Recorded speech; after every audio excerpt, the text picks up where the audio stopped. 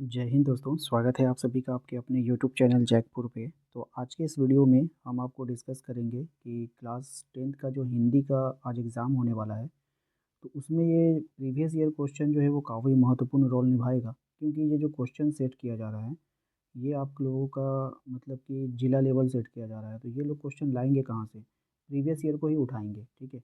तो उसके लिए ये वाला जो प्रीवियस ईयर क्वेश्चन है, ये काफ़ी इम्पोर्टेंट होगा क्योंकि ये ईज़ी से अवेलेबल है आप लोगों के क्वेश्चन बैंक में। तो आप लोग आज की परीक्षा में कम से कम इसको एक बार रिवीज़न में लेकर जाएँ और मुझे पूरी उम्मीद है कि यहाँ से बहुत ज़्यादा क्वेश्चन आपको देखने को मिलेगा। तो देखिए सबसे पहले जो होता क्या है कि पैसेज भी हूबहू आपको एग्ज़ाम में देखने को मिल सकता है।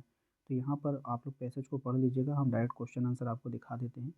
हाँ, देखिए यहाँ पे जैसे है गाछ वृक्ष का अर्थ क्या होता है? तो पेड़-पौधे। गाछ वृक्ष के क्या नहीं होते हैं? तो दाँत नहीं होते हैं और ये वाला जो है ना पिछला मॉडल पेपर में भी रिपीट किया था ये। तो गाछ वृक्ष किसके द्वारा माटी का रसपान करते हैं? तो जड़ के द्वारा। पेड़ कब मर जाता है? पानी ना मिलने पर। इसके बाद देखिए यहाँ पर आपसे कहा गया है कि निर्देश प्रस्तुत पदांश को ध्यानपूर्वक पढ़कर 5 से 8 तक के लिए सही विकल्प का चयन करना है। तो इसको पढ़ना था आप लोगों को। अब पढ़ने के बाद यहाँ पे क्वेश्चन आंसर है। धनुष से छूटा हुआ बाण क्या करता है? तो लक्ष्य को भेद देता है। लक्ष्य के पथिक कंटकों को क्या मानते हैं? तो फूल। बल रवि की किरणें कैसी होती है? यानी बाल है, बाल रवि की किरणें जो है वो स्वर्ण होती है। कहाँ तक पहुँचे बिना पथिक को विश्राम नहीं करना चाहिए? तो लक्ष्य तक पहुँचे बिना पथिक को जो है विश्राम नहीं करना चाहिए। ठीक है। इसके बाद देखिए यहाँ पर कुछ व्याकरण के सवाल हैं जो कि आपके एग्ज़ाम के लिए काफ़ी इम्पोर्टेंट होता है। तो यहाँ देखिएगा आप जिस वाक्य में कर्ता और क्रिया उपस्थित हो वो कौन सी क्रिया होती है? तो सकर्मक क्रिया होती है। बच्चा पुस्तक पढ़ रहा है, कौन सी क्रिया है? तो सकर्मक है।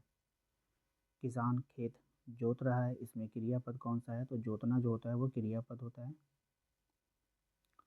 दूसरा देखिएगा तो कौन सा वाक्य अकर्मक क्रिया का उदाहरण है? तो रमेश हंस रहा है। अगले सवाल पे आते हैं। नेक्स्ट है आपका कि अंबर का एक अर्थ होता है वस्त्र, दूसरा क्या होगा? तो आकाश। आइए नेक्स्ट देखते हैं कि निम्नलिखित में से श्वेत का अनेकार्थी शब्द नहीं होगा। तो श्वेत का श्याम जो है वो नहीं होता है अनेकार्थी। निम्नलिखित में से कौन सा शब्द जो है समुच्चय बोधक अवयव है? तो अथवा। नेक्स्ट है आपका पता नहीं वह डैश चला गया, सही अवयव को चुनना है, कब चला गया। नेक्स्ट है शिक्षक चाहते हैं कि उनके विद्यार्थी अच्छा बने, ये कौन सा वाक्य है? तो मिश्र वाक्य है। प्रतिदिन में कौन सा समास है? तो अवयवी भाव समास है। निम्न में से बहुव्रीहि समास कौन सा है? तो लंबोदर। अगले सवाल पे आते हैं। नेक्स्ट है आपका पक्षी आकाश में उड़ेंगे, ये कौन सा वाच्य है? तो कृतवाच्य है। नेक्स्ट है आपका कि फादर बुल्के की मृत्यु किस रोग से हुई थी? तो जहरबाद से हुई थी। नेक्स्ट है आपका विधानसभा विधान का क्या अर्थ होता है? तो नियम। विधान मतलब नियम। इसके बाद है निर्देश प्रस्तुत पठित काव्यांश को पढ़कर दिए गए प्रश्न को सही विकल्प का चयन करना है। तो इसको आप लोगों को पढ़ना है, ठीक है। उसके बाद फिर आंसर करना है। जैसे यहाँ पे देख पा रहे हैं कि गोपियों की दशा किस पक्षी की तरह हो गई है? तो हारिल पक्षी की तरह हो गई है। यहाँ नंदन किसे कहा गया है? तो कृष्ण को कहा गया है। उसके बाद इसको पढ़िए और पढ़ने के बाद आंसर दीजिए। यह पदांश जो है किस कविता का अंश है? तो उत्साह कविता का अंश है, ध्यान रखिएगा। घेर घोर गगन घराव ओ, ललित ललित काले घुंघरेले, बाल कल्पना से पाले। कवि बादल को क्या घेरने को कह रहा है? तो पूरा आकाश। नेक्स्ट है कैप्टन कौन था? तो कैप्टन जो है चश्मा बेचने वाला था, याद रखिएगा। लेखक ने खीरा खाने से क्यों इनकार कर दिया था? आत्मसम्मान की रक्षा के लिए। बिस्मिल्लाह खान क्या बजाते थे? तो शहनाई बजाते थे। नेक्स्ट है कि लेखिका मन्नू भंडारी का बचपन किस शहर में बीता था? तो अजमेर में। परशुराम के गुरु कौन थे? तो परशुराम के गुरु शिव थे। कवि नागार्जुन मैथिली में किस नाम से प्रतिष्ठित हैं? तो यात्री नाम से प्रतिष्ठित हैं। मृग तृष्णा का अर्थ क्या है? तो छलावा। मुख्य गायक की आवाज़ कैसी होती है? तो चट्टान जैसी भारी होती है। भोलानाथ के सिर में क्या थी? तो लंबी लंबी घटाएं, ठीक है। और कभी कभी बच्चे किसका जुलूस निकालते थे? तो बारात का।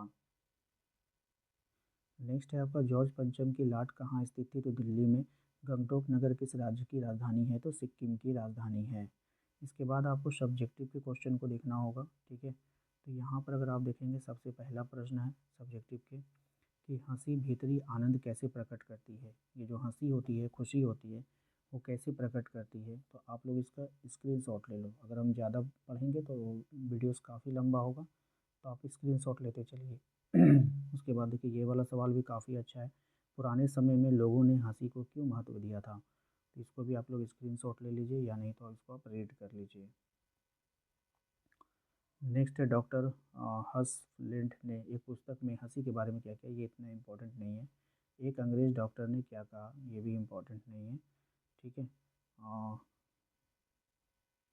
ये वाला इम्पोर्टेंट है, देख लीजिएगा, ठीक है ना। हंसी खुशी का उत्तर का ही नाम जीवन कैसे है। तो इसको आप लोगों को देखना है। हंसी भीतरी आनंद का बाहरी चिन्ह कैसे है, तो इसको देख लीजिएगा, ठीक है। उसके बाद है काशी में हो रहे कौन सा परिवर्तन बिस्मिल्लाह खान को व्यथित करते थे। तो ये भी सवाल काफ़ी अच्छा है, इसको भी पढ़कर जाना है आप लोगों को, ठीक है। स्क्रीनशॉट ले लीजिए। नेक्स्ट देखिए बच्चे की मुस्कान और एवं बड़े व्यक्ति की मुस्कान में क्या अंतर है। ये भी सवाल काफ़ी अच्छा है, देख के जाना है। नेक्स्ट है आपका सफलता के चरम शिखर पर पहुंचकर यदि व्यक्ति लड़खड़ाता है तब उसके सहयोगी उसे किस प्रकार संभालते हैं। ये भी अच्छा सवाल है, ध्यान रखना है। नेक्स्ट है आपका कि लक्ष्मण ने वीर योद्धा की क्या विशेषता बताई है। तो ये भी काफ़ी अच्छा सवाल है, ध्यान में रखना है। अगले सवाल को ध्यान से देखिए। माता का आंचल पाठ में आए ऐसे प्रसंगों का उल्लेख करें जो आपके दिल को छू गए हैं, ठीक है। तो यहाँ से आप इसका स्क्रीनशॉट लीजिए और उसके बाद आराम से पढ़ लीजिएगा।